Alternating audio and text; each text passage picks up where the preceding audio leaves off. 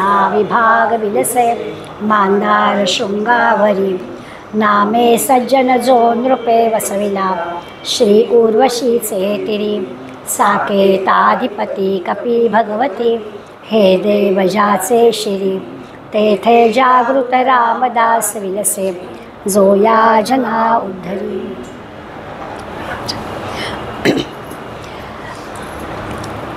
सहाव्या समासात समर्थांना श्रोत्यांनी प्रश्न विचारला होता की तुम्ही म्हणताय सत्संगाने मोक्ष मिळेल, तर सत्संगाने किती दिवसात मोक्ष मिळेल असा श्रोत्यांच्या मनातला प्रश्न होता. त्याला खरं तर समर्थांनी उत्तर दिलं होतं तत्काळ. सत्संग झाला की तत्काळ मोक्ष मिळेल. परंतु लक्षात असं येतं की असा तत्काळ मोक्षपेक्षा काही मिळत नाही. कितीतरी आम्ही मंडळी सत्संगात जातो, वर्षोनिवर्ष काय काय काय ऐकतो आणि तरी देखील मोक्षाचा विचार नाही पक्का होत. मग काय असेल? मग समर्थांनी त्याला सांगितलं तत्काळ मिळणं शक्य आहे, पण त्याच्यासाठी आपण आपल्याला तपासून घेतलं पाहिजे. कारण आपणच बंधनात अडकायला आपल्यालाच आवडतं. आपल्याला आपण आपल्या बंधनाचं कारण समजून घेतलं तर लक्षात येईल की आपणच या मोक्ष मिळत नाही आहे याला कारण आहोत. एकदा कारण समजलं बंधनात पडण्याचं आणि ते कारण आपण दूर करू शकलो तर बंधनमुक्त होईल. म्हणजे मुक्ती मोक्ष काय म्हणतो ते आपल्याला मिळेल. काय आहेत कारणं? पहिलं कारण मानसिकच आहे. आम्हाला या देहामध्ये मोक्ष मिळावा अशी खरंच इच्छा नाही आहे. काय हो का? इथलं पहिलं इकडून दुसरं हां.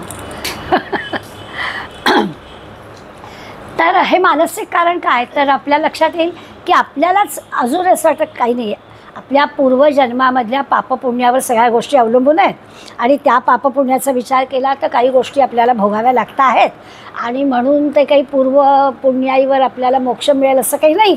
त्यामुळे आपण म्हणतो जाऊ दे, ह्या जन्मी मी ते दानधर्म करेन, काहीतरी चांगलं वागेल. तर कळलं आहे ना आपल्याला की काहीतरी पुण्य जमा केलं तर त्या पुण्याच्या आधारे मोक्ष मिळेल.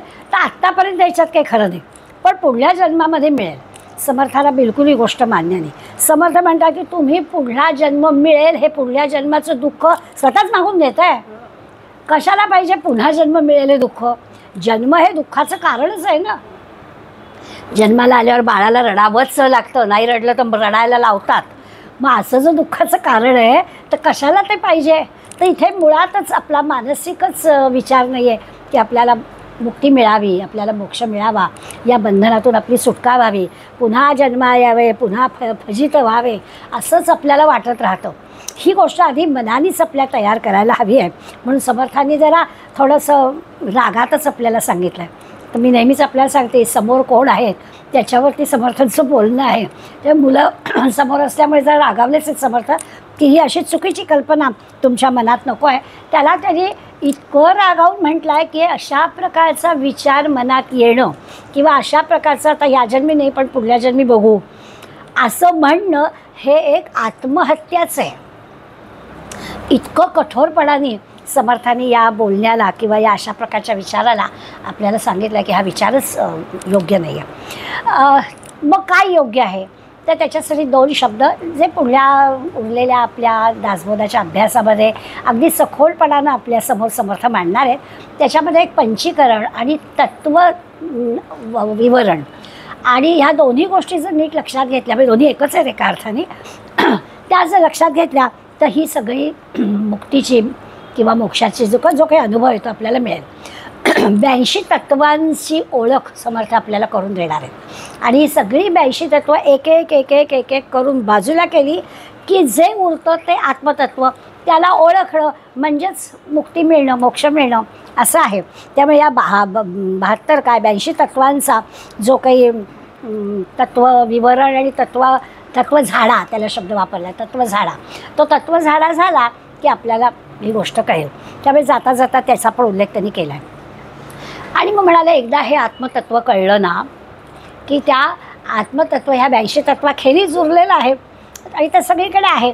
मग त्या आत्मतत्वाचा विचार करताना होतं असं की आता आपल्या आपल्या देहाचा विचार केला, शरीराचा, तर या शरीरामध्ये असणारी ही 82 तत्व म्हणजे काय ती आपण पाहणार आहोत. 5 ज्ञानेंद्रिय, 5 कर्मेंद्रिय, त्या प्रत्येक ज्ञानेंद्रियाचे आणि कर्मेंद्रियाचे असणारे विषय, अशा सगळ्या गोष्टी किंवा मन, बुद्धी, अहंकार वगैरे वगैरे, ह्या सगळ्या गोष्टी बाजूला केल्यावर या सगळ्या गोष्टींना कार्यरत करणारं जे काही चैतन्य आहे किंवा जो काही आत्मा आहे, त्या आत्म्याला ओळखायचं.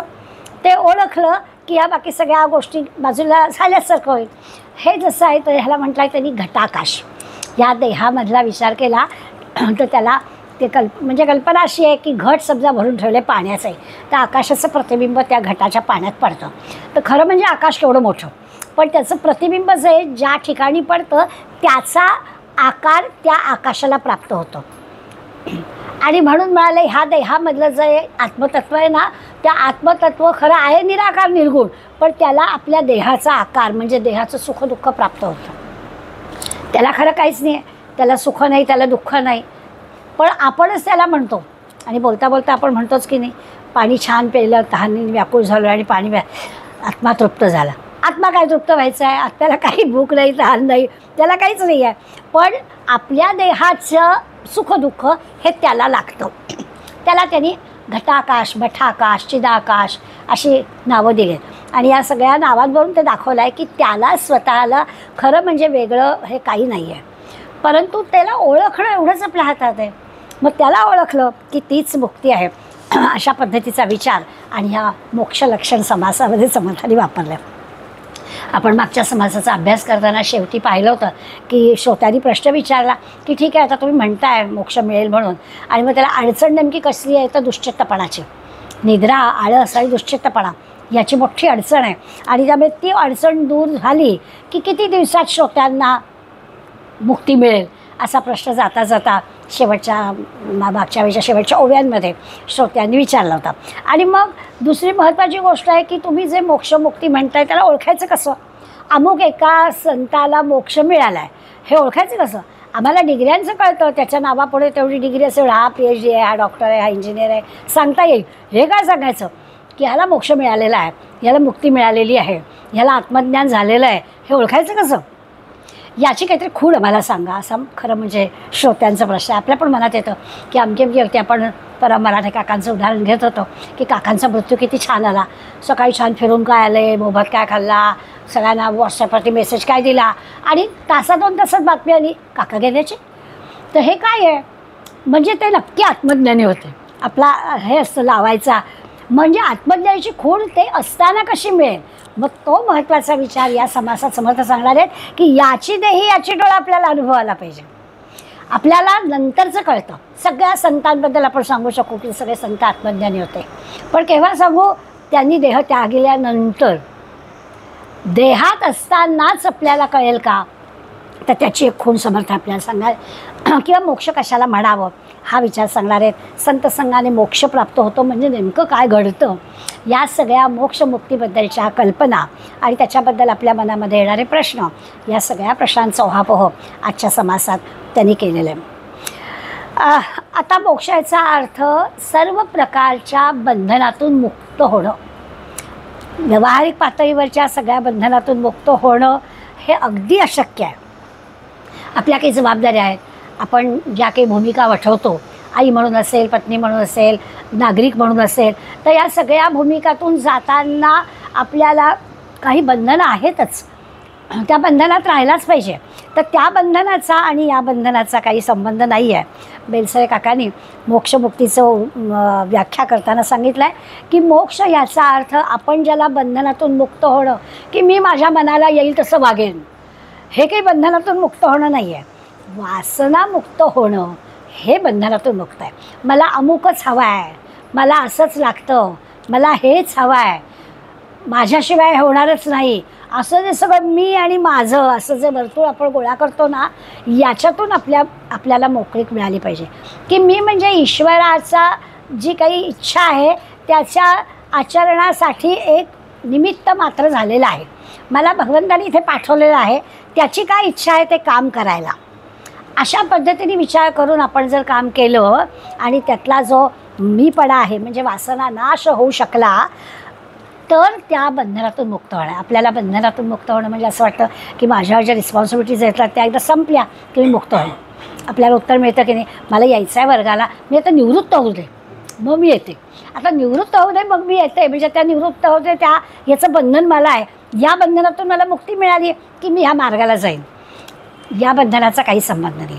ती सगळी जी व्यावहारिक बंधनं आहेत, व्यक्ती म्हणून जीवन जगताना आपल्याला या सगळ्या बंधनामध्ये राहावंच लागणार आहे. त्या बंधनाशी या बंधनाचा काही संबंध नाही आहे.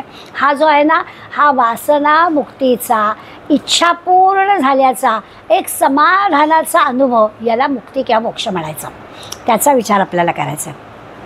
त्यामुळे आपली जी मूळ संकल्पना मनात असते ना की बंधनमुक्त होणं म्हणजे काय, तिथेच समर्थ आपल्याला सांगणार आहेत की ही ना एक अत्यंतिक समाधानाची, अत्यंतिक सुखाची अनुभूती आहे बंधनमुक्त होणं ही. आणि ते आपल्यालाच कळणार. कसं आहे की 10 माणसं घात असली तरी पण आनंद, एकटे आपण असलो तरी पण तितकाच आनंद की आपल्याला कळेल. आपण 10 जण काही अभ्यासच होत नाही हो, इतका गलबला आहे घरामध्ये, झाल्या अडकलं बंधनात. आणि एकटं असेल मी 10 मैत्रिणीला फोन करू, आज मी एकटी येतेस का, म्हणजे एकटे पण मला आवडत नाही. हे आहे ना, हे बंधन आहे. 10 माणसात असलं तरीही आनंद, एकटा असलो तरीही आनंद. मग त्या आनंदाचा अनुभव आपल्याला मिळेल आणि मग खऱ्या अर्थानं आपल्याला ही बंधनमुक्ती काय ती कळेल की मी एकटा नाहीच आहे किंवा मी अनंत लोकांना असलो तरी पण मी एकटाच आहे. ही अनुभूती जी आहे, या अनुभूतीचा विचार करायचा आहे. ती अत्यंत सुखाची अनुभूती आहे, समाधानाची, आनंदाची अनुभूती आहे. ती म्हणजे मुक्ती मिळणं. त्या मुक्ती हा शब्द किंवा मोक्ष हा शब्द वापरला की आपण जरा घाबरतो की हा काय आपला प्रांत नाही, मुक्ती वगैरे मिळणं कठीणच आहे आम्हाला, आम्ही सगळ्यात अडकणार आहोत. पण सगळ्यात न अडकता याच प्रपंचात राहायचं, याच सगळ्या जबाबदाऱ्या करायच्या, आई म्हणून, पत्नी म्हणून, नागरिक म्हणून जे काही आपल्याला करायचं आहे ते सगळं करायलाच हवं. त्याच्यासंबंधी काही आपण तक्रार करायचीच नाही, कारण आपण नरदेहामध्ये आहोत. मग मुक्ती म्हणजे काय, तर त्याचा अर्थ आहे की आपल्या सर्व प्रकारच्या इच्छा तृप्त, जे काही आपण कर्म करतोय ते त्यांनी आपल्याला करायला सांगितलेलं आहे, या हेतूनं करायचं. अशा पद्धतीने गेलो तर जी काही सुखाची, आनंदाची प्राप्ती होते त्याला मोक्ष म्हणायचं, असं बेलसाने अगदी सोप्या भाषेमध्ये आपल्याला सांगून टाकलं. आपल्या 2 गोष्टी चुकतात. एक म्हणजे आपण प्रत्येक कर्म करतो, ते कर्म केल्यानंतर आपल्याला काहीतरी ते कर्म झाल्याची, नाही म्हटलं तर एक इच्छा असते की बा झालं बाबा, माझ्यामुळे झालं वगैरे बोलावं लागतं. अशा टक्के बंदी पण मनात असतं ना की हे जे काही केलं ते मी त्याच्यासाठी एवढे परिश्रम घेतलेत म्हणून झालं, असं एक मनामध्ये असतं. तर ते आपल्याला सांगतात की ह्या 2 गोष्टी चुकीच्या आहेत. मी केलं याला काय अर्थ आहे. काल मी आपल्या गीतेचा वर्ग होता त्याच्यात रामकृष्ण परमहंसांची एक गोष्ट सांगितली, जे ऐकतील त्याला ती पुनरावृत्ती होईल. पण गंमत म्हणून आहे की रामकृष्ण परमहंस त्यांचे त्या सगळ्या लोकांशी त्यांचे संबंध चांगले होते. तर एक बिचारा कोष्टी होता. त्या का 100-150 वर्षापूर्वी आपल्याकडे असा जातीभेद फार मानला जायचा. ते कोष्ट्याच्या घरात जाऊन राहणं हे काही त्यावेळेच्या लोकांना मान्य होणारी गोष्ट नव्हती. पण रामकृष्ण जायचे आणि 1-1.5 मैलावर त्याचं घर होतं आणि त्या कोष्ट्याकडे गेले की 2 दिवस राहायचे. तो कोष्टी ना अत्यंत म्हणजे त्यांनी जिवंतपणी मुक्तीचा अनुभव घेतलेला होता. कसा अनुभव घेतला होता, तो इतका आनंदी समाधानी असायचा. त्या काळामध्ये आठवडी बाजार असायचा, त्यामुळे 6 दिवस काम करायचं, कापसाचं सूत काढायचं, सुताचा कपडा बनवायचा, धोतर बनवायचं आणि मग एका दिवशी, ज्या दिवशी बाजार आहे त्या दिवशी तो तयार झालेला माल विकायचा. माल विकताना सुद्धा तो इतका प्रामाणिकपणा त्याच्याजवळ होता की तो लोकांना सांगायचा की हे बघा, मला कापूस 3 रुपयाचा लागला, 1 रुपयाचं ती काय ही लागते घालायला, त्याच्यात कांजी म्हणतो ताटपाळा यायला ती लागली आणि 2 रुपये माझ्या मजुरीचे, 6 रुपये द्या मला आणि धोतर घेऊन जा. बराबर त्याचा माल संपायचा, पण त्याला काही जास्त प्रॉफिट काढायचंच नव्हता. असं तो त्याचं छान जीवन चाललं. तो उरलेला वेळ सगळं राम इच्छा असं म्हणायचा आणि त्याचं काम चालू होतं. 2 दिवस रामकृष्ण राहायला गेले होते, त्यांनी ते पाहिलं. एक दिवस असं झालं की संध्याकाळी त्याचं काम दिवसभराचं झालेलं होतं, जेवण झालं आणि अंगणामध्ये बाजेवरती हुक्का पीत रामइच्छा म्हणून आराम करत होता. तेवढ्यात रात्रीची वेळ ते 4 चोर आले. मला बरं रिकाम टेकडा आपल्याला आपण घेऊन जाऊ याला, आणि मग याला बरे चल आम्ही मिळतो. रामइच्छा गेला यांच्याबरोबर. यांनी त्या जवळच्या एका गावातल्या श्रीमंत माणसाकडे चोरी केली, याला बरोबर घेतला होता. ते काय चोरीचं डगोलं होतं, त्याच्या डोक्यावर चांदीच्या भांड्यांची पिशवी ठेवली आणि तेवढ्यात काय माहीत नाही पण चाहूल लागली, आवाज आला, पोलीस आले आणि हे चोर लोकांना सवय, ते पळून गेले. हे येडं अडकलं आणि याला पकडलं पोलिसांनी. तेव्हा पोलिसांनी पकडलं, बरं मुद्देमाला सकट पकडलं, जवळ सामानच होतं सगळं. त्यामुळे चांदीच्या भांड्यात सकट पकडल्यावर आणखीन चौकशी काय करायचे, तुरुंगात टाकलं. दुसऱ्या दिवशी न्यायालयापुढे हजर करण्यात आलं. न्यायालयात सांगितलं की अहो याला मुद्देमाला सकट पकडला आहे. बरं हा काही नाकबूल करत नाही, हो चोरी केली, माझ्या डोक्यावर होती भांडी आणि राम इच्छा म्हणाला, मी काय करणार, राम इच्छा. तर न्यायाधीश म्हणाले तुम्हाला काही सांगायचं आहे का? तुम्हाला मला हेच सांगायचं आहे. आणि घडलेला सगळा वृत्तांत त्यांनी न्यायालयासमोर सांगितला की माझा ह्याच्यात काही खरा संबंध नाही, पण राम इच्छा, आता रामाची इच्छा जर मला तुरुंगातच राहण्याची असली तर मी तरी काय करणार. त्यामुळे ते आले, मी छानपैकी दिवसभराचा संबंध काम करून आराम करत होतो आणि रामाचं नाव घेत होतो. ते म्हणाले माझ्यावर चला, मी गेलो. जसं जसं घडलं त्या प्रत्येक खेळ त्यांनी सांगून टाकलं की मग त्यांनी भांडी दिली, राम इच्छा. मग त्यांनी काय, मग ते पळून गेले, राम इच्छा. या पोलिसांनी मला पकडलं, राम इच्छा. तर न्यायाधीशाच्या लक्षात आलं की हा माणूस अत्यंत प्रामाणिक आहे. ह्याला तुरुंगात समजा टाकलं तरी तो छानपैकी तिथे राहील, म्हणाला राम इच्छा.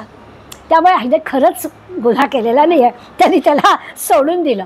तर अशा पद्धतीनं मी करत असणारी प्रत्येक गोष्ट राम इच्छा.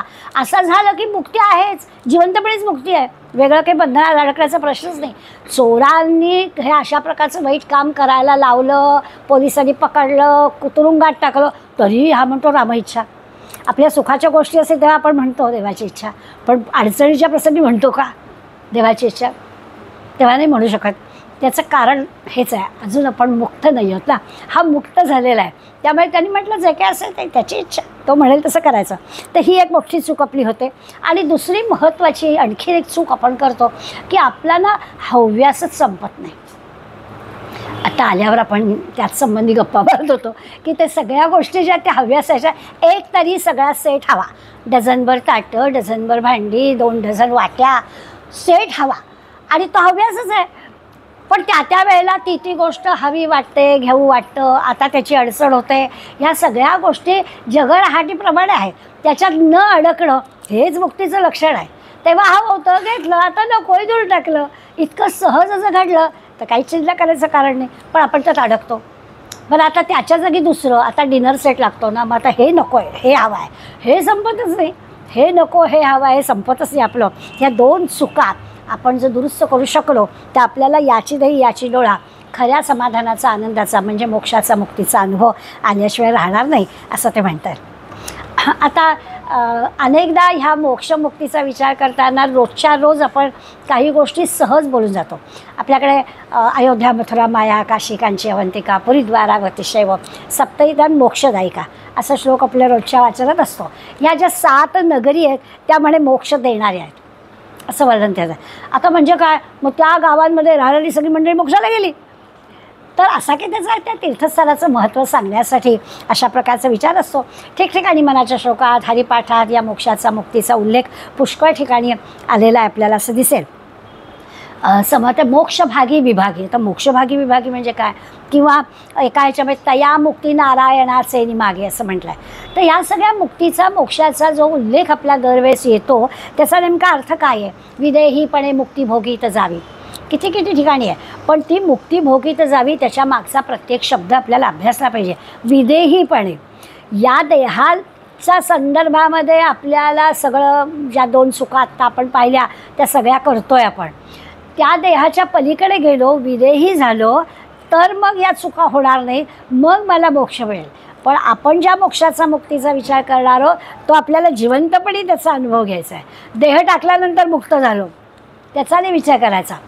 तो काय मुक्त होणार आहोत का, काय पुढला जन्म येणार आहे का, एवढे 14 भुवन आहेत त्या कुठे कुठे जाणार आहोत ते आपल्याला माहिती नाही आहे. तर त्याचा विचार नाही, पण याची नाही याची टोळा. आत्ताच ह्या जन्म म्हणजे देह असतानाच मला हा मोक्षाचा, मुक्तीचा अनुभव येईल का याचा विचार करायचा. याच्यासाठी आपल्याला आपले अभ्यास करून झाला आहे बद्ध, मुमुक्षु, साधक, सिद्ध या 4 प्रकारच्या लोकांचा. तर बद्ध माणसाची लक्षणं आपण सांगताना पाहिलं होतं की ज्याला विषयांची गोडी जास्त आहे त्या मंडळींना बद्ध म्हटलं आहे. आणि ते बद्धपण म्हणजे विषयांचं प्रेम आपलं कमी होत नाही अजूनही, आणि त्यामुळे ते बद्धपण आपलं जात नाही. जोपर्यंत बद्धपण जात नाही तोपर्यंत त्या मुक्तीच्या मार्गाकडे आपण जाणार कसे. त्या बद्ध माणसाची जी लक्षणं आपण अभ्यासली आहेत मी भगवंताचा आहे असं जेव्हा आपण नुसतं म्हणणं नाही हां, तसं आचरण करणं असं जेव्हा आपल्याला जमेल तेव्हा तो आपला बद्धपणा संपणार आहे. मी परमेश्वराचा आहे असं शब्दांनी आपण म्हणतो, परंतु ते प्रत्यक्ष तसं आचरण होणं हे जेव्हा आपल्याला जमेल त्यावेळेला आपल्याला बद्धपण आपलं संपेल असं होईल. तोपर्यंत आपण अजून बद्धच आहोत. स्वतःला आपण एका अर्थाने हा देह म्हणजे मी आहे असं समजतो. वारंवार आपल्याला ही गोष्ट समर्थ सांगणार आहेत की जोपर्यंत या देहाच्या प्रेमात आपण आहोत, हा देह माझा आहे असं जोपर्यंत आपल्याला वाटतं आहे तोपर्यंत देहाचं सुखदुःख म्हणजे माझं सुखदुःख. खरं म्हणजे मी जर या देहापेक्षा वेगळा आहे तर या देहाचं सुखदुःख मला कशाला व्हायला हवं आहे. नेहमी आपण तुलना केली तर आपल्याला कळतं. वर्तमानपत्रामध्ये आपल्याला अगदी बातमी आपण वाचतो, खूप मनाला क्लेश होतात, दुःख वाटतं, पण तरी ती वर्तमानपत्रातली बातमी असल्यामुळे ती दुसऱ्याची आहे असं जेव्हा आपल्याला दुःख होईल तेव्हा आपण त्या दुःखाकडे बघू का. ते बघता आलं होतं. असं वर्तमानपत्रावर बातमी येते 8-10 वर्षाचा मुलगा आहे आणि मग त्याला काहीतरी असं अघटित दुखणं झालं आहे, वडिलांजवळ पैसा नाही आहे, मग पेपरमध्ये मागणी केलेली असते की लोकांनी मदत करावी. मग आपल्याही ती बातमी वाचल्यावर अगदी मनाला वाईट वाटतं. आपण जो आहे ते आता बाहेर पडलं की ते काम करायचं आणि आपण ते काम पण करतो, त्या संबंधित फोनवरती किंवा त्या ह्याच्यावरती पैसे मदत पण पाठवतो, काय जमेल आपल्याला ते, आणि मग थोडंसं मनाला बरं वाटतं. हे जसं आपण थोडंसं त्या बातमीकडे दुःख झालंच, अगदी आपलेपणाने ती बातमी आपण वाचली, कृती पण ती आपलेपणाने केली, पण तरीसुद्धा त्या बातमीकडे बघण्याचा आपला दृष्टिकोन एक थर्ड पर्सन असा होता. तसं आपल्या स्वतःच्या बाबतीमध्ये आपण बघतो का. ते जेव्हा आपल्याला जमेल तेव्हा मग आपण बंधनमुक्त होऊ असा त्याचा अर्थ आहे. तर खूपच हे अवघड गोष्ट आहे, पण हळूहळू ही जी देहबुद्धी आहे ती कमी व्हावी. देहाला झालेल्या बरं सगळ्यांना अवतार घेऊन येणाऱ्या देवांना सुद्धा देहाचे भोग सोसावे लागलेच. एकही असा माणूस नाही, एकही असा संत नाही की त्याला देहाचे भोग भोगावे लागलेच. त्यामुळे हे असं घडतंच. त्या भोगांकडे आपल्याला अशा तिसऱ्या माणसाचं पाहता येईल तर आपलं होईल.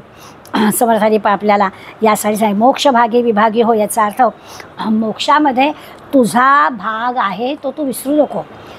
तो असं म्हणजे आपलं काय मोक्षाशी काही संबंध नाही, बघू मिळायचं असलं तर मिळेल असं नाही, आपणच त्याला जवळ तू मिळवू शकतोस. ते प्रत्येक माणूस ज्या अर्थी आपल्याला नरदेह मिळाला आहे ना त्या अर्थी आपण मोक्षाचे अधिकारी आहोत. समर्थांनी स्पष्टपणानं आपल्याला सांगितलं आहे की अहो तुम्हालाच आहे मोक्षाचा अधिकार. बाकी नरदेह सोडला तर अन्य 84 लक्ष अवधीतल्या कुठल्याच जीवाला मोक्ष नाही मिळणार आहे, कारण त्यांचं ते जे जीवन आहे ते चौकटीत ठरलेलं आहे, फक्त नरदेहाला मिळणार आहे. त्या आधी हे लक्षात घ्यायचं की हो मी आहे मोक्षाचा अधिकारी, म्हणजे मग आपण त्या दृष्टीने वाटचाल करू ना. मला मिळणारच काय आहे, या जन्मी कुठलं शक्य, काय माहिती आपण काय केलं, जन्मी पापपुण्य केलं, कशाला एवढा विचार करायचा. नरदेह मिळाला या अर्थी भगवंतांनी आपल्याला ही सुवर्णसंधी दिली आहे आणि या सुवर्णसंधीचा मला फायदा घ्यायचा आहे, मला नक्की मी मोक्षाचा अधिकारी आहे, मला मिळणार, असंच त्याचा विचार केला पाहिजे असं समर्थ आपल्याला सांगणार आहे. या समासामध्ये बऱ्याच ठिकाणी आपल्या लक्षात येईल की समर्थांनी एखादा विषय मांडताना उपनिषदाचा किंवा अन्य सगळ्या ग्रंथांचा आधार घेतलेला आहे. सुरुवातीलाच त्यांनी सांगितलं आहे की कुठल्या कुठल्या गोष्टींचा आधार आहे. तर भागवतामध्ये एक म्हणजे व्यासांचं एक वचन आहे आणि त्या वचनाचा आधार त्यांनी या मोक्षासाठी घेतला आहे.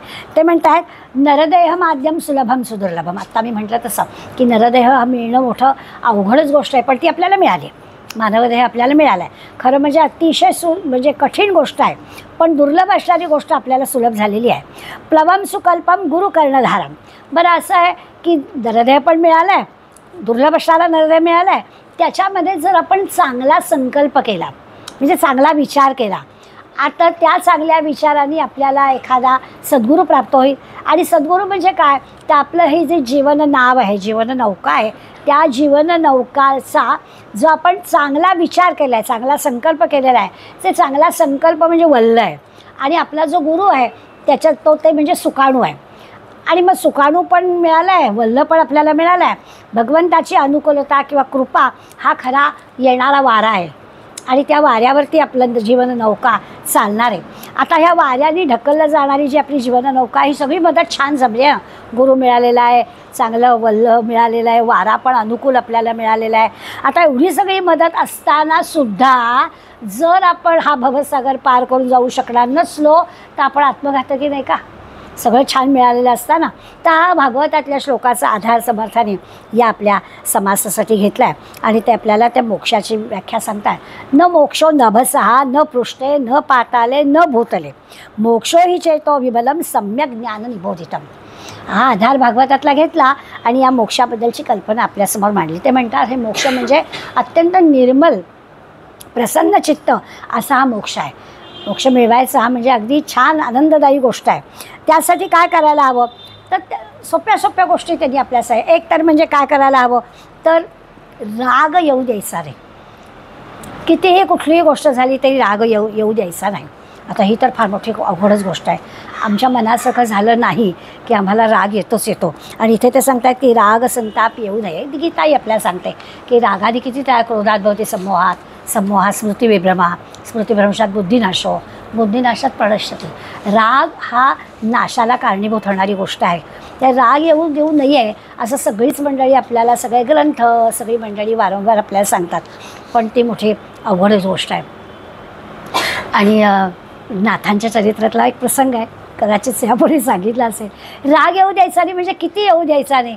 कुणीही कितीही वाईट वागलं तरी आपल्याला शांत राहता आलं पाहिजे. नाहीच राग येता कामा. आणि मग नाथांच्या शांतीब्रह्म म्हणायचं ना नाथांना, किती शांती, कोणी कसंही वागू दे त्यांना कधी रागच नाही आला. आणि मग एक प्रसंग त्यांच्या घरात घडला आहे की असे ना गावची काही टवाळ मंडळी असतात की अशी एखादी व्यक्ती चांगलं काही करते आहे तर त्याला त्रास देण्याची टवाळ वृत्ती असणारी काही मंडळी असतात. तर एक दिवस पूर्वीच्या काही असं असायचं की काही पैशाची निकड लागली की मग जरा अशी जी मंडळी आहेत चांगली त्या मंडळींकडे कोणी मदत मागायला जायचं. तसं एक बिचारा गरीब माणूस होता आणि त्याला कुठून तरी नाथांची माहिती कळली होती. तर नाथ आपल्याला मदत करतील, मुलीचं लग्न ठरलं आहे, आपल्याजवळ काही पैसा नाही आहे तर नाथांकडनं आणूया म्हणून तो पैठण गावामध्ये आला. गावाच्या वेशीवरच ही टवाळ मंडळी भेटली आणि मग त्यांना कळलं की हा बाहेरगावचा आहे कोणीतरी. मग तुम्हाला कोण पाहिजे? नाथांचा वाडा कुठे आहे हो, मला नाथांना भेटायचं आहे. तर म्हणाले की हो का, सांगतो ना, पण काय काम आहे?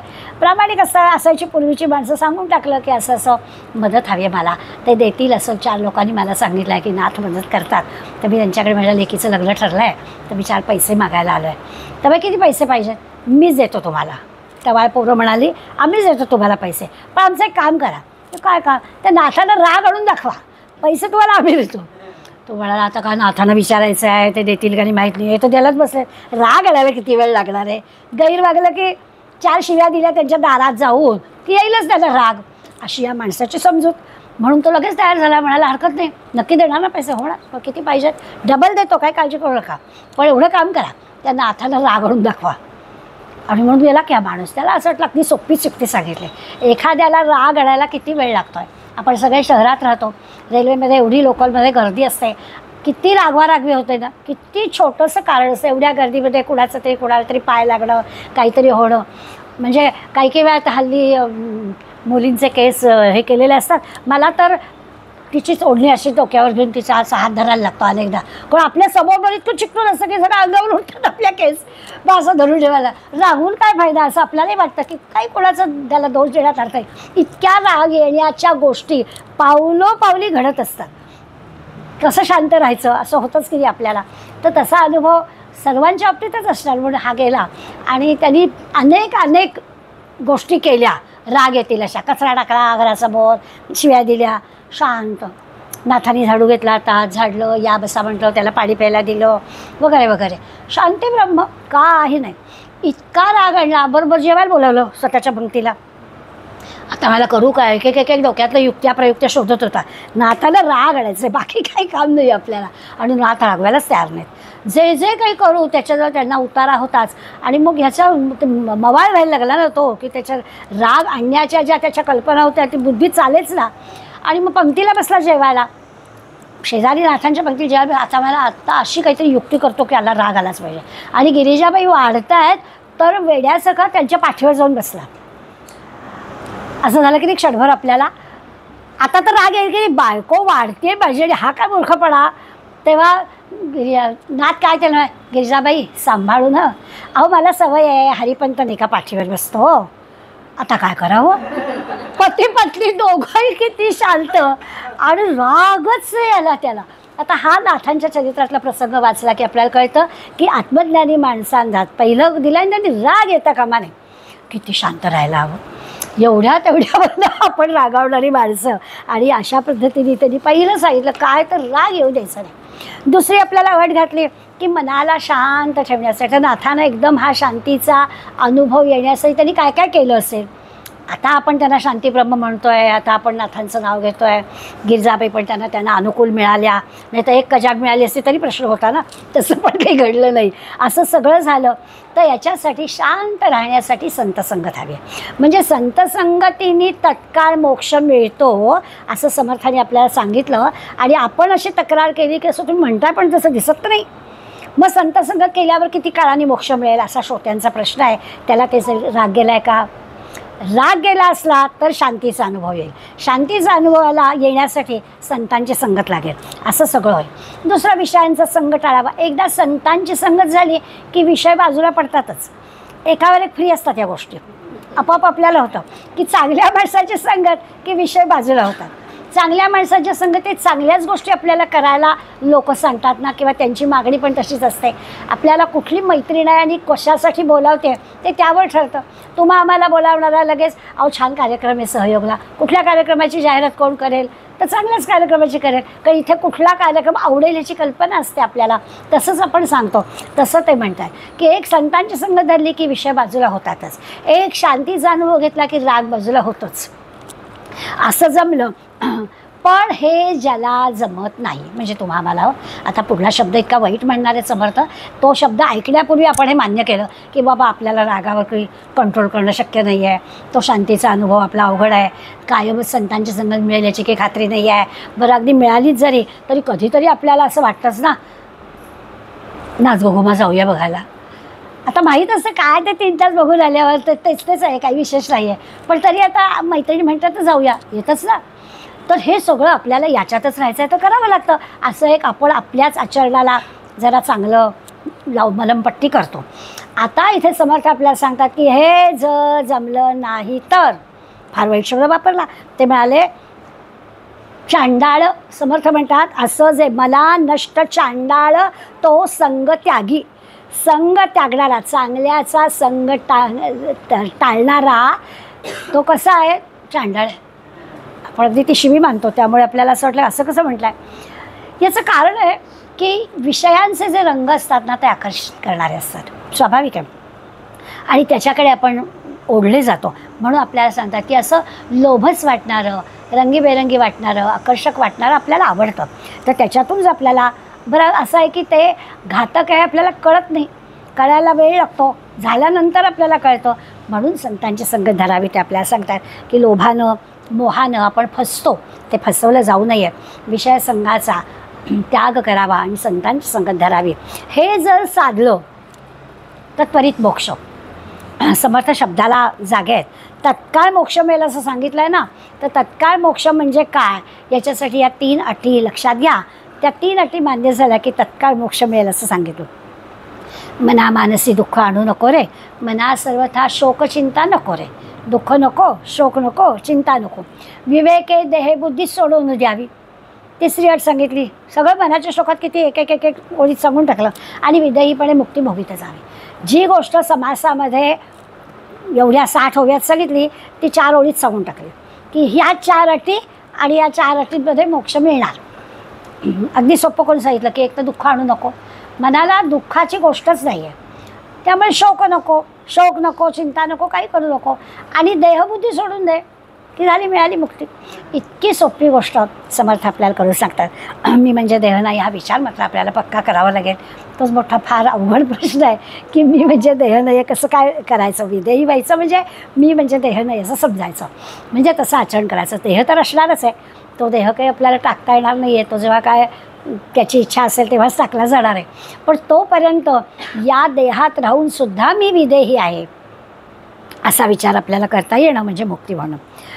पण आता या सगळ्या ह्याच्यावर सुद्धा समर्थांच्या सांगण्यावर श्रोती मंडळी आक्षेप घेतात. ते म्हणतात की अहो तुम्ही म्हणताय सगळं बरोबर आहे, पण सभोवतालचं वातावरण कसं आहे पहा. नाथांच्या वेळेचं सुद्धा आत्ता आपण पाहिला प्रसंग की होतीच नाही त्याला त्रास देणारी मंडळी, म्हणून गावाच्या बाहेर ती मंडळी भेटली आणि त्यांनीच हा उद्योग करायला लावला ना. आज तर काय आणखीन 350-400 वर्षांनी आणखीनच परिस्थिती मोठी बिकट झाली. मग असं जर सभोवताली सगळीकडे वातावरण असेल, सगळीकडे द्वेष भ्रष्टाचार असा जर सगळा भरलेला असेल, इतकी लुबाडणूक आणि इतकं सगळं जर वातावरण गढूळ झालेलं असेल, तर मग अशा प्रकारचे विकार मनामध्ये थैमान घालणारच ना. किती जरी आपण विदेहीपणे आणि शोकचिंता नको आणि दुःख नको असं म्हणत असलो आणि मोक्षमुक्तीचा अनुभव आपल्याला हवा आहे अशी इच्छा जरी असली तरी हे फार कठीण आहे. हो, वातावरणच असं आहे की आम्हाला या सगळ्या गोष्टी तुम्ही म्हणता अशा नाही करता येणार. अगदी 4 पावलंही आपल्याला टाकता येत नाही तोपर्यंत आपल्याला काहीतरी असं दिसतंच की वाईटच आजूबाजूला वातावरण आहे. मग त्यांनी असं म्हटलं की तुम्ही ना काय करताय, आम्हाला थोडंसंसुद्धा सहानुभूती किंवा थोडंसंसुद्धा अनुकूल वातावरण नाही आहे आणि तुम्ही आम्हाला एकदम एव्हरेस्टच शिखर गाठायला सांगताय, तर नाही जमणार आम्हाला. एवढंसुद्धा साध्या साध्या गोष्टीसुद्धा सारखं भोवताली गढूळ वातावरण आहे, तर हे कसं काय जमणार आम्हाला. सोपं आहे हो नुसता ध्येयवाद सांगणं आणि असं व्हायला पाहिजे तसं व्हायला पाहिजे, श्रद्धा दृढ व्हायला पाहिजे, चिंता करता कामा नये, दुःख वाटता कामा नये, असं म्हणायला सोपं आहे. संतांना जमलं बाबा, हा तर आपला नेहमीचा मुद्दा असतो, त्यांना जमलं. आम्हाला काही जमणार नाही, आम्ही वेगळं. त्यांना काय वेगळे होते का, त्यांना काय वेगळा वेळ होता का, त्यांना काही वेगळा देव होता का.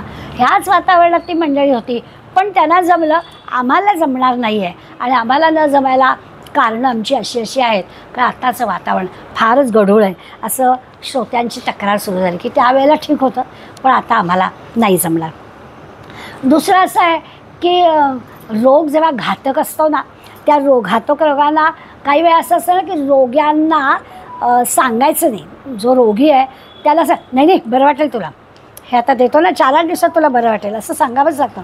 खरं त्या औषध देणाऱ्याला कल्पना असते की हे काही बरं होणारं लक्षण नाही आहे, पण तरीसुद्धा सांगावं लागतं असं की नाही नाही तुला बरं वाटणार नाही. काही मात्र मंडळी अशी असतात की त्या मंडळींना खरं काय धोकादायक आहे हे स्पष्ट सांगावं लागतं, स्पष्ट कल्पना द्यावी लागते, म्हणजे मग ते योग्य पद्धतीने त्या औषधांचा, नाही तर ते पण तसेच राहते, काय नाही होणार बरं मला.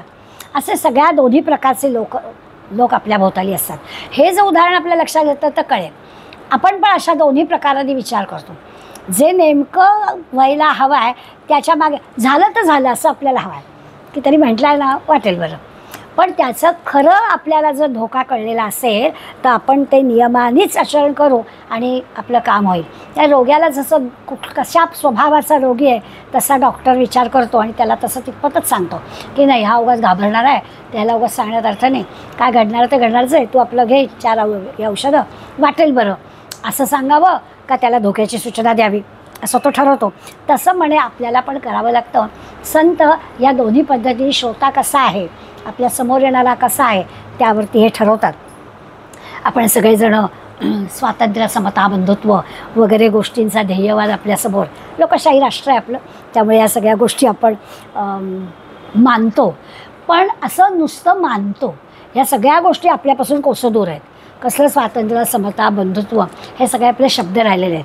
लोकशाही राष्ट्र म्हणून ह्या ध्येयवाद म्हणून ठीक आहे, पण प्रत्यक्षात तसं काही नाही.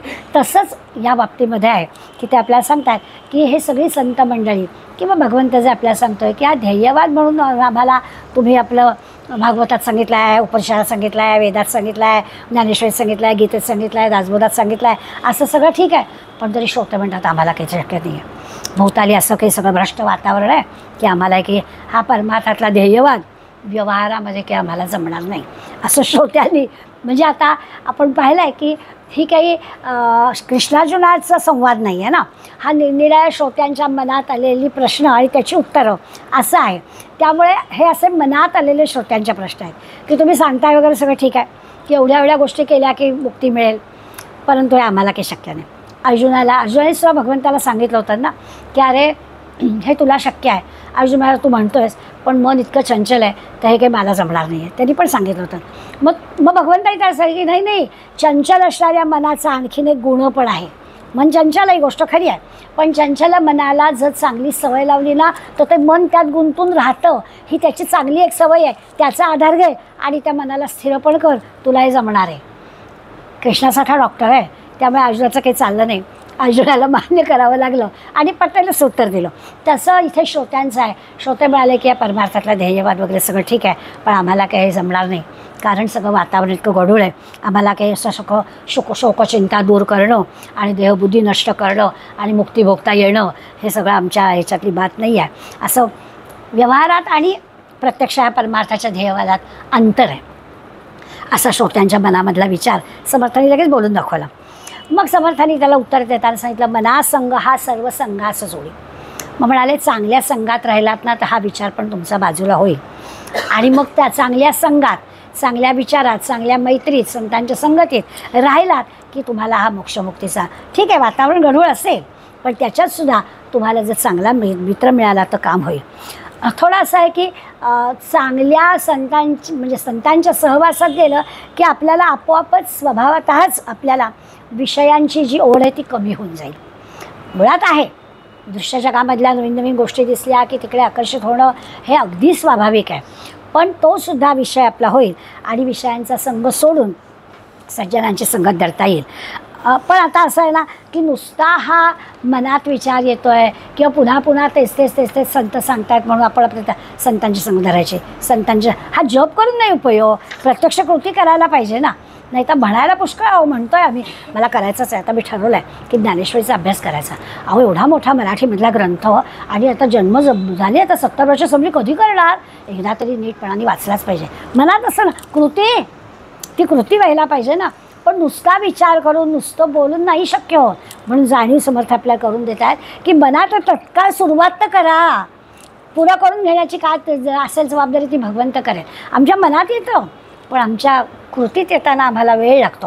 म्हणून ते आपल्याला सांगतात की नको नको ते विचार येतात, चांगले पण विचार येतात, पण चांगल्या विचारांच्या मागे नाही लागत.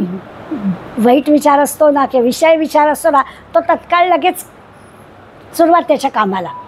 मग अगदी तिकीटं कुठून मिळतील, थांब आता लेख आला ना की सांगतेस त्याला ऑनलाईन तिकीटं मिळत आहेत का, तुझं पण सांगते काढायला, लगेच आमची सगळ्याची तयारी असते. पण ज्ञानेश्वरी वाचायला आज नको, आपण असं करूया जरा ह्या मे महिन्याचा उन्हाळा फार होतो आहे, पाऊस जरा पडू दे, मग आपण ज्ञानेश्वरी सुरुवात का बरं, ज्ञानेश्वरीचा काय संबंध आहे पावसाची. पण ही अशी कामं करायला जरा अनुकूल वातावरण लागतं आम्हाला. सिनेमा बघायला जायचं आहे ताबडतोब, त्याला काही उन्हाळा नाही, काही नाही असं आपलं असतं. त्यामुळे विषयांसाठी स्वाभाविकच, पण विषय दूर करायला सज्जनांची संगत, सद्ग्रंथांची संगत हीच गोष्ट उपयोगी पडणारी आहे. सारखा बडीमार करतायत आपल्यावर की एवढा सगळं 50दा सांगून काय आपल्यावर फरक पडतो का पाहतात. जसं असतं ना की पूर्वीच्या काळी असा एक जाणकार जर असेल, विष वाईटच अगदी बरोबर आहे, पण त्या विषाचा जर अगदी योग्य पद्धतीनं औषध म्हणून वापर केला गेला तर ते गुणकारी पण आहे. ब्रँडी वाईटच, पण त्याचा रितसर इतकाच थंडीच्या दिवसामध्ये थंड प्रदेशामध्ये घोट घेतला तो उपयुक्त पण आहे. तसं इथे आपल्याला ते सांगतात की थोडंसं ठीक आहे, थोडासा समाजामध्ये राहताना अशा प्रकारचं किंचित औषध म्हणून त्या विषयांमध्ये अडकणं स्वाभाविक आहे. परंतु त्यात न अडकता आपण विदेही कसं व्हायचं, त्याच्यात दाखवायला दिसेल आपण त्यात आहोत, पण आपल्याला अलिप्त कसं राहता येईल हा पण विचार करायचा आहे. म्हणून त्यांनी आपल्याला म्हटलं जर असं केलं तर. समर्थांनी मगाशी इतका वाईट शब्द आपल्याला वापरला ना, मग आत्ता ते आपल्याला चांगलं सांगतात की असं एवढंसं करायला परवानगी दिली आहे, इतकंसं फार नाही. मग एवढंसं केलं तर ते म्हणाले अमृताप्रमाणे आहे. म्हणजे आपला उत्साह वाढायला त्याचा उपयोग होतो, 4 माणसं आपल्याला संघटित करायला त्याचा उपयोग होतो. आपण त्यांचं ऐकलं तर ते आपलं ऐकणार आहेत. आमच्या घरामध्ये महाडला रोज संध्याकाळी जी मंडळी घरात असतील तरी एकत्रितरित्या सायंप्रार्थना म्हणण्याचा प्रघात होता वडील असतानापासूनचा, की काही नाही रामरक्षा भीमरूपी जे काही म्हणायचं ते सगळ्यांनी घरातल्यानी एकत्र म्हणायचं. मे महिन्यामध्ये आम्ही सगळी मंडळी घर भरलेलं असायचो आणि सगळेजण बसायचो, छान वाटायचं आणि मग ती सवय लागली होती. मग आम्ही जिथे कुठे एकत्रित प्रवासाला गेलो, कोणाकडे गेलो तरी पण आम्ही म्हणायचो. मग पुढे आणखी काही दिवस गेल्यावर माझी भावंड मला सांगायला लागली, प्रवासाला गेले, मला फोन येईल, ताई आम्ही रामरक्षा म्हटली आहे, म्हणजे प्रवासात. आता हे असं सांगायच्या वेळी न म्हणण्याला काही वेगळी करावं लागत नाही. या राहूनच गेलं का, 7 वाजून गेले, असं आता उद्या म्हणूया. म्हणजे ते पण आता आपल्याला काही आजचं गेलं, आता वेळ निघून गेली. त्या काय रामरक्षेचं ठरलं आहे का की 7ला नाही म्हटलं तर 8ला नाही म्हणायचे, ते 7लाच म्हणायचे, असं काही ठरलं आहे का नाही. पण ती वेळ गेली ना, आता उद्या, असं लगेच आम्हाला बंधनमुक्त करून टाकतो. तर इथे ते म्हणतात की जर का आपण अशा पद्धतीने थोडं थोडं हे केलं, काय असतं चांगल्या गोष्टींसाठी उदाहरण देतात, आपण लाकडाला पॉलिश करतो ना, तर लाकूड खरखरीत आहे ते गुळगुळीत व्हावं म्हणून पॉलिश करायला तो जो पॉलिश पेपर वापरतो ना तो पण खरखरीत असतो. दोन खरखरीत गोष्टी एकत्र केल्या की ते मऊ होणार आहे, म्हणून आपल्याला करावं लागेल. दोन खरखरीत गोष्टी एकत्र आणाव्या लागतील, परंतु त्या जर केल्या तर समर्थ सांगतात की त्याच्यातून चांगलं निष्पन्न होईल. त्यामुळे आपल्याला जो आपली तक्रार असते ना पुढली पिढी याबद्दल, तर त्या पुढल्या पिढीसाठी आपण हा विचार घ्यायचा आहे की असं काही मानायचं कारण नाही आहे. त्यांचं थोडंसं ऐकायचं, आपलं त्यांना जास्त ऐकायला लावायचं की दोन्ही गोष्टी होतील आपल्या, असा त्याचा अर्थ. हा संतांचा संघ आहे. इतर संघ टाळण्यासाठी संतांचा संघ घ्यावा, विषयाचा संघ घालवण्यासाठी संतांचा संघ घ्यावा, असं ते आपल्याला सांगतात. होतं कसं, आपण इतके संतांच्या शब्दांचा अभ्यास न करता काहीतरी विपरीतच करत होतो. एक विनोद म्हणून गोष्ट सांगतात की एक माणूस डॉक्टरांकडे गेला. डॉक्टरांनी त्याला खरं म्हणजे औषध दिलं, पुडी बांधून दिली काय औषधाच्या गोळ्यांची, पण सांगता आज लंघन करा, काहीही खायचं नाही. त्याने तेवढंच मनात धरलं, घरी गेला आणि औषध पण नाही घेतलं. मग कसं काय त्याला बरं आहे, काही खायचं नाही असं सांगितलं होतं, तुम्हीच सांगितलं. दुसऱ्या दिवशी गेला, मला काही नाही बरं, एक कणभर पण नाही फरक पडला. असं कसं होईल म्हणे डॉक्टर, काल 3 वेळा गोळ्या घ्यायला तुम्हाला नाही, तुम्ही सांगितलं दिवसभर काही खायचं नाही, मी काय करलं नाही. आता असं म्हटलं काय करा, ते संत काय सांगतायत हे आपल्याला कळलं पाहिजे, त्या सांगण्याप्रमाणे आपण त्याचा उपयोग केला पाहिजे.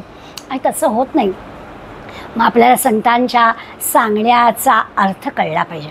काय नेमकं संत सांगतात ते आपल्याला कळलं पाहिजे, तर आपण विषयांच्यापासून दूर जाऊ आणि त्यांच्या संघामध्ये जो काही आनंद आहे तो आपल्याला आनंद घेता येईल.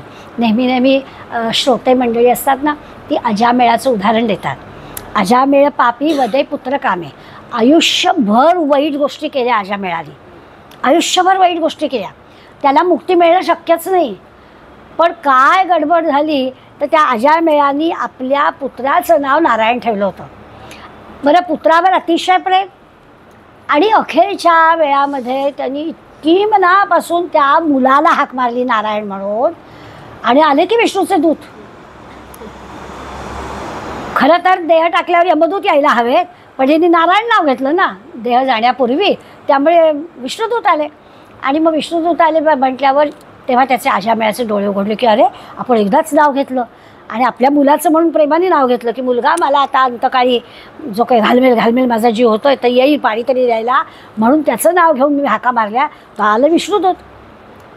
आणि मग मात्र त्याच्यामध्ये फरक पडला. आता या मुक्ती नारायणाचे नामे, एकदाच नाव, पण असं सगळ्यांच्या बाबतीत नाही होणार. आपण आयुष्यभर हवं तसं करणार आणि मग शेवटी नारायणाचं नाव घेणार, असं अजामेळासारखं सगळ्यांचं नाही होणार. आयुष्यभर आपण जे करणार आहोत, त्या भागवतातली अजामेळाची कथा एवढ्यापुरतीच आहे की इतका दुर्वर्तनी माणूससुद्धा एकदाच चुकीचं, म्हणजे मुलासाठीच हे नाव घेतलेलं आहे, इतका वाईट वागणारा, इतका दुर्वर्तनी वागणारा असूनसुद्धा जेव्हा अत्यंत व्याकुळता निर्माण झाली, म्हणजे देह टाकताना त्याची जी घालमेल झाली असेल, त्यावेळेला त्यांनी नारायणाच्या नावाने हाक मारली. मात्र खरं इतकं पुत्रप्रेम आहे, दुसरं काहीही मनाचं विचार, म्हणजे आपल्याला आता मुद्दाम हे पाहायचं आहे की मनात तरी भगवंताचं चिंतन असायला हवं. याच्या कुठे मनात भगवंताचं चिंतन होतं? मुलाला हाक मारत होता कासावीस जीव झाल्यानंतर, पण त्यावेळेला सुद्धा भगवंत धावून आला. आता या अजामेळाच्या कथेतला एवढाच भाग लक्षात घ्यायचा की भगवंत अत्यंत कृपाळू दयाळू आहे. कुठल्याही पद्धतीनं नाम घ्या तो येणारच आहे. मरा म्हणून सुद्धा तो आला. अशी वाल्याची गोष्ट आपण ऐकतो ना की त्यांनी विचारायला त्याच्या तोंडून राम शब्द पण येईना, कधी घेतलंच नाही चांगलं नाव तर कसं येणार. मरा येत होतं, घे बाबा मरा घे, त्याच्यातून पण राम होणार आहे, असं सुद्धा झालं. त्यामुळे याला फक्त भगवंताचं कृपाळूपण दयाळूपण दाखवण्यापुरतीच अजामेळाची गोष्ट आपण लक्षात घ्यायची की अजामेळाला हे लक्षात आलं. अगदी अखेरच्या त्या जे काही घालमेल जीवाची झाली, अजून प्राण गेलेले नाही आहे, त्या यमदूत पोचलेले नाही आहेत, त्याच्या आधीच नारायणाचे हाक आल्यामुळे नारायणाचे दूत आलेले आहेत, आणि असं जे काही ते लक्षात आलं आणि मग विलक्षण त्याच्यामध्ये जो काही परिणाम झाला आणि अजामेळाला मुक्ती मिळाली बाबा, मोक्ष मिळाला बाबा अत्यंत. मग आता त्याला जर मिळाली तर आपण जर प्रेमाने आदराने नाव घेतलं तर आपल्याला का नाही मिळणार? आपल्याला जरी कळलेलं आहे, तर आपलं कल्याण व्हायचं असेल तर अजामेळासारखं आपल्याला जमलं नाही किंवा आयुष्यभर आपण काही असं वाईट कुकर्म केलेलंच नाही आहे, तर अजामेळाला अखेरच्या वेळेला जे झालं ते आपल्याला आयुष्यभरामध्ये जीवन असताना जर जमलं, नामामध्ये आपण रमलो तर आपण नक्कीच उद्धरून जाऊ, असं पण ते आपल्याला सांगतात. निरनिराळ्या कथा होतात. पुराणामध्ये एक कथा सांगतात पिंगळा नावाच्या एका वेश्येची. ह्या पिंगळेने आपल्याकडे एक पोपट ठेवला होता आणि त्या पोपटाला ती रामराम म्हणायला शिकवायची. कुणीही आला, आता वेश्या येते त्या, कुणीही आला की त्यांनी त्याची एंट्री होताना तो त्याला रामराम करायचा आणि तसं तिने पोपटाला शिकवलं. आता या एका गोष्टीमुळे तिचं वर्तन वाईट असूनसुद्धा तिचा उद्धार झाला, अशी पुराणामध्ये गोष्ट सांगते. पिंगळा वेश्या ही उद्धरून गेली कारण तिने तो तिचा व्यवसाय म्हणून तिने तो स्वीकारला होता आणि म्हणून त्या व्यवसायाचा तिच्या मुक्तीशी काही संबंध नाही आहे, पण तिने पोपटाला रामराम म्हणायला शिकवलं. असं जे काही ती जी शक्ती तिने वापरली आणि त्यामुळे ती उद्धरून गेली, अशी पुराणात गोष्ट सांगतात. हरिपाठामध्ये अभंग आहे, साधुबोध झाला तो नुरोनिया ठेला, ठाईच मुराला अनुभव.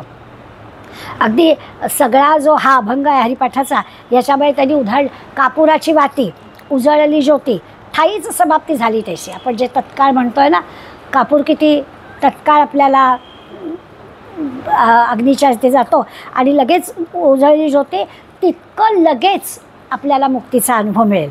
मोक्षरेखे आला भाग्य विलटला, साधूचा अंकीला हरिभक्त, ताबडतोब म्हणजे त्वरित मोक्षमुक्तीचा अनुभव मिळेल, ह्याच्यासाठी हरिपाठाचा हा अभंग आहे. या अभंगाचा आपण विचार केला तरी आपल्याला लक्षात येईल. आपोआप सज्जनांशी आपली मैत्री झाली, संतांशी मैत्री झाली, संतांचा उपदेश आपण ऐकला की स्वाभाविकच आपला देहभाव सगळा नष्ट होईलच, अशी खात्री समर्थ देतात. अगदी कापराचं उदाहरण लगेच जळून जातो तो, तसा आपला सगळा देहभाव लगेच जळून जाणार आहे.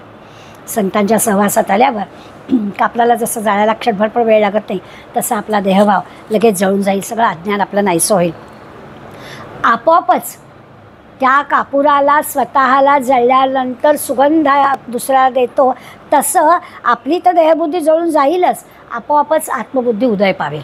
अशा सगळ्या गोष्टी स्वाभाविकच हरिपाठात ज्या पद्धतीने सांगितल्या तशा आपण लक्षात घेतल्या, तर इथे पण समर्थांना नेमकं तेच सांगायचं आहे. त्यासाठी काय करावं, त्या 3 अटी सांगितल्या. याच्यातल्या 3 अटींचं जर आपण एकाच अटीमध्ये त्या तिघांना एकत्र आणलं तर एकच गोष्ट आहे की भगवंताच्या अनुसंधानात राहायचं.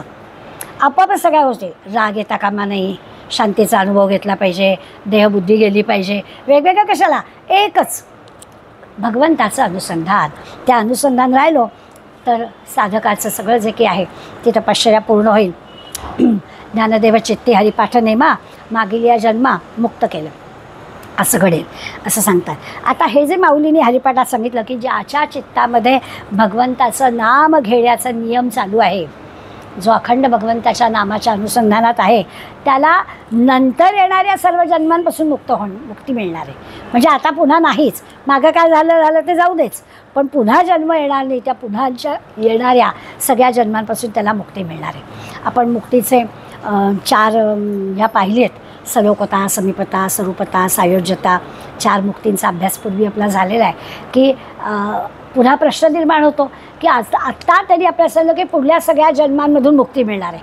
आणि मग ही जी सगळी संत मंडळी येतात, ती संत मंडळी परत देहात येताना आपल्याला दिसतात ना, मग त्या ठिकाणी आपल्या लक्षात येईल की काही एका विशिष्ट हेतूने त्यांना तुमच्या आमच्यासाठी जन्म घ्यावा लागतो. शिवाजी महाराज आणि रामदास एकाच काळामध्ये याच कामासाठी जन्माला आले आणि त्यांनी हिंदवी स्वराज्याची स्थापना केली आणि पुन्हा एकदा आपल्या पारतंत्र्यातून आपल्या समाजाला बाहेर काढलं, असं आहे. त्यामुळे श्रोत्यांच्या मनात शंका येईल की तुम्ही म्हणताय पुढल्या सगळ्या जन्मातून मुक्ती मिळेल, पण तसं तर दिसत नाही. तर तसं दिसत नाही, याला कारण ते आहे की या सगळ्या कलियुगामध्ये आपल्या सगळ्या समाजाला एक मार्ग मिळावा, यासाठी या सगळ्या मुक्तच आहेत मंडळी, यांना कुठल्याही प्रकारच्या पापपुण्याच्या याच्यासाठी यावं लागत नाही. इथे तुम्हा आम्हाला मार्ग दाखवण्यासाठी त्यांना हा जन्म घ्यावा लागतो. अशा प्रकारचा हा सगळा संवाद आहे. आपण आज ओव्यांच्या आधारे अजून गेलो नाही, पण तेवढं पटापटा सांगणार आहे.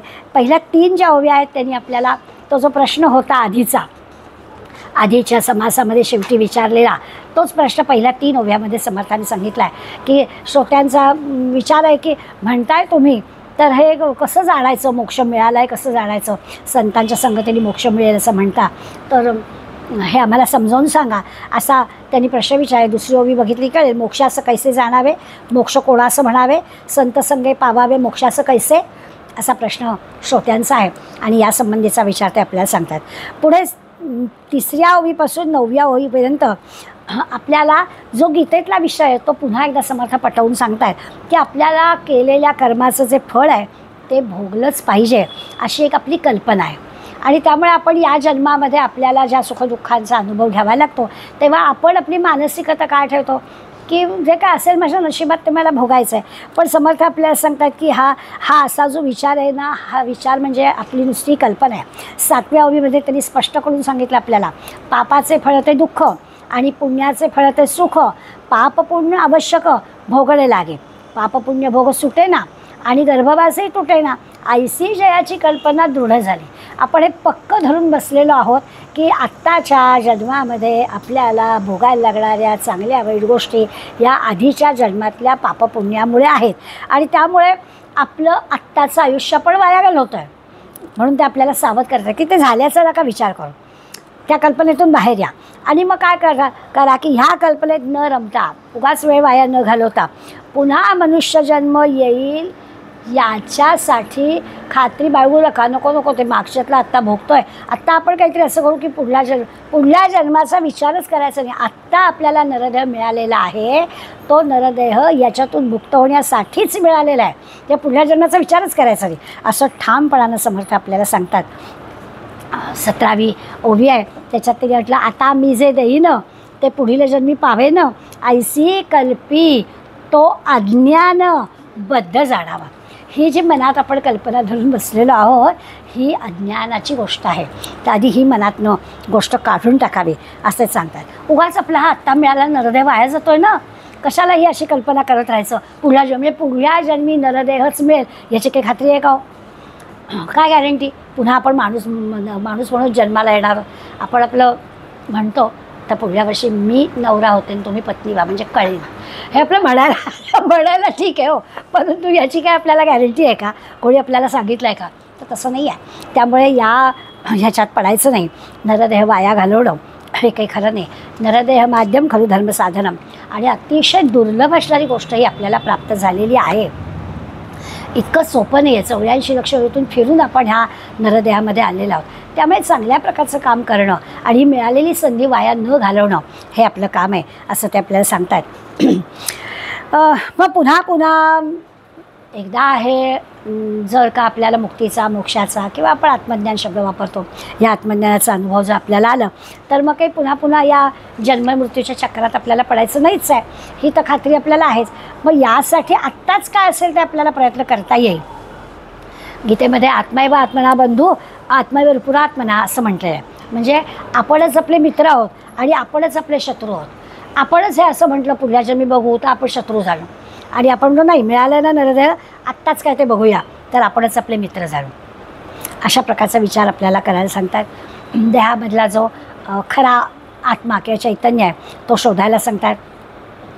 विश्वाचा जो नियंता आहे, विश्व जो चालवतो आहे त्या ईश्वराला आपल्याला शोधायला सांगतात. हे आपल्याला मिळत का नाही आहे याचं कारण पण ते आपल्याला सांगतात की आपण या ममतेत, अहंतेत ह्याच्यात अडकलेलो आहोत, हवे नकोपणात आपण अडकलेलो आहोत आणि म्हणून आपल्याला हे पटकन दिसत नाही आहे. ते आपल्याला कळेल. आपण जर सोहम जन्माला येताना आपण सो म्हणतो तो मीच आहे, ईश्वर आणि मी एकच आहे, हे आपण म्हणत आलो ना, मग ते आपण समजून घ्यायला पाहिजे असं ते आपल्याला सांगतात. खरं म्हणजे मनुष्य जन्माचं सार्थक त्यात आहे की मी आणि ईश्वर हे वेगळे नाहीच आहोत. हे एकदा कळलं तर आपल्याला कळते. हे 30व्या ओळीमध्ये समर्थ आपल्याला हे सांगतात. दैह अवस्था अभिमान स्थाने भोग मात्रा गुण शक्ती आदी करून चौपुटी तत्वांचे. म्हणजे काय तर 4 गोष्टी आपल्याला ह्याच्यात दिलेल्या आहेत. चौपुटी म्हणजे 4 गोष्टी, सगळ्या 4 दिलेल्या आहेत. 4 देह, 4 अवस्था, 4 अभिमान, 4 स्थानं, 4 भोग, 4 गुण, 4 मात्रा, 4 शक्ती, अशा सगळ्या 4 म्हणून त्याला चौकुट म्हटलं आहे. या चौपुट तत्वांचा विचार करायचा. अगदी सुरुवातीला मी म्हटलं की 82 तत्त्व आहेत, ती 82 तत्त्व बाजूला करायचे आणि मग जे उरेल ते आपलं चैतन्य, ते आपलं आत्मतत्व आहे, ते समजून घ्यायचं. ती गोष्ट पुन्हा आपल्याला ह्याच्यात ते सांगतात की मनुष्य जन्माचं सार्थक कसं होईल तर ही सगळी तत्त्व जाणून घेतली तर. ही तत्त्व जाणून घेणं याच्यासाठी आपल्याला थोडीशी ब्रह्मांडाची कल्पना आपल्याला करायला त्रास होतो. एवढी मोठी कल्पना आपण करू शकत नाही, पण पिंडाची कल्पना करू शकतो. तर हा पिंड तेच ब्रह्मांडी, पिंडी तेच ब्रह्मांडी. मग पिंडाचा म्हणजे या देहाचा विचार केला, सगळ्यांना आपलं प्रतिकात्मक असतं. ब्रह्मांडाची कल्पना करण्यासाठी देह हे प्रतीक मानून या पिंडाचा विचार करायचा आहे. आपण बऱ्याचदा 10व्याला ह्याला जातो आणि तिथे आपण आपल्या मनापासून नमस्कार करतो, येतो. त्याच्या बाकी खोलात काही आपण शिरत नाही. पण तिथली जी सगळी पूजा असते ना, ती सगळी प्रतिकात्मक पूजा असते, की त्या आधीच्या 4 पिढ्या त्यांची नावं वगैरे ते घेतात, ती त्या सगळ्यांना आता गती मिळावी अशा प्रकारची प्रार्थना असते. मग ही जी सगळी रचना आहे ती पिंडातली रचना आपल्याला थोडीफार कळते. देह म्हणजे काय, आत्मा म्हणजे काय, अंतःकरण म्हणजे काय, असं आपण थोडं थोडं समजू शकतो. परंतु ब्रह्मांडाची कल्पना आपल्याला इतकी सहज करता येणार नाही. पण पिंडाची कल्पना केली की आपल्याला ब्रह्मांडाची कल्पना वेगळी करायची आवश्यकता नाही. आणि 30व्या ओवीमध्ये ते सांगितलं, अंतःकरण प्राणाधिक विषय इंद्रिये दशक, हा सूक्ष्माचा विवेक बोलीला शास्त्री. आता हे जे सगळं शास्त्र जाणून घ्यायचं आहे, त्याच्यात थोडं थोडं अंतःकरण आपल्याला कळतं. पण फार पूर्वीपासून शिकत आलो आहे अंतःकरण, मन, बुद्धी, चित्त. त्या अंतःकरण आपल्याला माहिती आहे. पंचप्राण, त्याचे उपप्राण हे पण आपल्याला माहिती आहे. 10 विषय, त्या 10 विषयाची म्हणजे इंद्रिय ही पण आपल्याला माहिती आहेत. 5 कर्मेंद्रिय आहेत, 5 ज्ञानेंद्रिय आहेत, त्या कर्मेंद्रियांचे 5 वेगळे विषय आहेत. हा सगळा जो काही अभ्यास आहे, हा तसं म्हटलं तर सूक्ष्माचा अभ्यास आहे, की या प्रत्येक गोष्टीचा जर विवेकाने आपण अभ्यास केला तर हेच शास्त्र आहे, वेगळं काही शास्त्र नाही आहे. मग ब्रह्मांडाचं शास्त्र वेगळं काही शिकायची आवश्यकता नाही असं आपल्याला कळेल. दुसरं त्यांनी आपल्याला निरनिराळे जे शब्द आपण वापरतो ना, ते शब्द आता आत्मे 4 सांगितले. एकीकडे सांगता आत्मा एकच आहे आणि मग हे काय, तर त्याला त्या वेळेला दिलेलं नाव आहे. जीवात्मा आहे म्हणजे या देहामध्ये असणारा जो आहे त्याला जीवात्मा म्हटलं. पण शिवात्मा म्हटलं, मग ब्रह्मांडाचा विचार करायचा तर त्याला शिवात्मा म्हणायला हवा. हे सगळं निर्माण केलेला, ज्याला पंचमहाभूत आणि अष्टांग म्हणतोय, हे कोणी निर्माण केलं? हे निर्माण करणारा परमात्मा. त्यामुळे मग त्याला जीवात्मा, शिवात्मा, परमात्मा काही पण नावं तुम्ही द्या वेगळी वेगळी, परंतु त्याचा पिंडाशिवाय जीवात्म्याशी पटकन आपल्याला परिचय होतो. त्याच्यावरच आपण ब्रह्मांडाचा विचार करायचा असं कळेल. आणखीन सोपं करण्यासाठी त्यांनी घटाकाश, महाकाश, मदाकाश, चिदाकाश अशी नावं दिली. मग अशी आपण पाहिलं की घटामध्ये ज्याचं प्रतिबिंब पडतं तेवढंच आहे, पण घटाचा आकार त्याला प्राप्त होतो. तसं ज्या जीवामध्ये आत्म्याचा प्रकाश पडला आहे त्या देहाचा आकार त्या आत्म्याला प्राप्त होतो, म्हणजे त्या देहाच्या सुखदुःखाशी त्या आत्मा जोडलेला जातो.